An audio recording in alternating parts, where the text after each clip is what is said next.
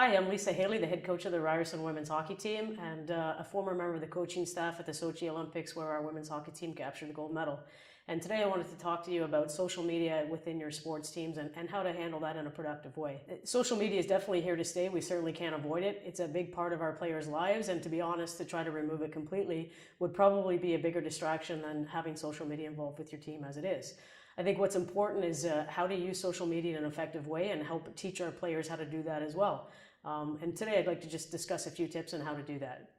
I think the most important thing to start off with is educating our players as to how powerful social media can be, both in a positive way and a negative way.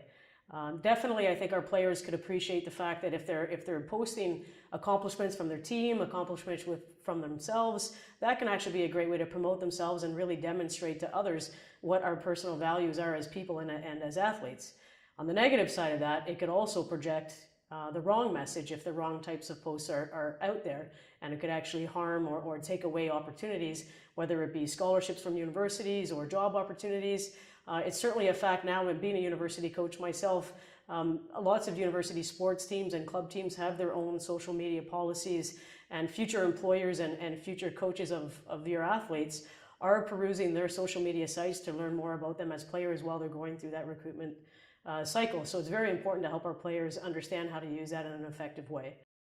Easy guiding principle would be, think about what your family would approve of. So, if your players are posting things that their parents would love to see, their grandmother would like to see, then those are appropriate posts. Obviously, their brothers and sisters might have a different standard. I think what we want to do is post something that's going to help us promote ourselves and show ourselves in a positive light. Because posting something negative can be like putting fuel on the fire, and we certainly don't want to do that. I think there's plenty of demonstrations out there of a tweet going south and having really negative impacts. I think it's important to make sure that you take the time to develop your own team policies and really consider the age group of your team and what might work most effectively with them.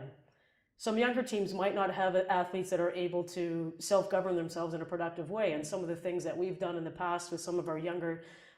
sports teams, specifically in hockey, is to maybe perhaps put some guidelines in place where there's an electronics curfew if you're on a road trip where the athletes are actually handing in their social media, really all their electronics, into a coach or an assistant coach to manage for the night, so that there are you're eliminating those distractions for them and that they're getting the proper rest that they need. We also use some simple things like a designated place within the dressing room, whether we've used a shoe rack in the past, where you put that on the door, and as the players enter into the dressing room, their phone goes into the shoe rack, and when the game is over or the practice is over, they can then take their phone out of the shoe rack, and it just really eliminates the temptation of trying to check their messages and tweet at the inappropriate times. I think some other things to consider when you're setting your policies, whether it's an older age group or not, is just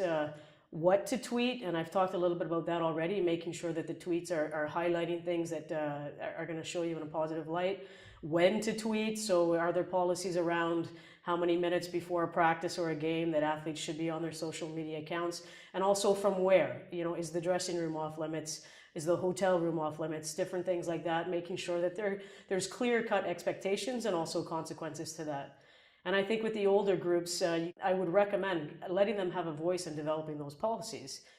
Perhaps your leadership group or your captain's group, can direct that kind of conversation and set the policies out. And some things we've done in the past is with our hockey team, we've had the penalty box in the dressing room where if players are not abiding by the social media rules that the team has decided upon, their phone goes into the penalty box for a designated amount of time, whether it's an extra hour before the game or whatnot, so that there are some clear-cut consequences. I think at the end of the day, one of the most important things that you can do is show your team that you are educated and you can speak their language when it comes to social media.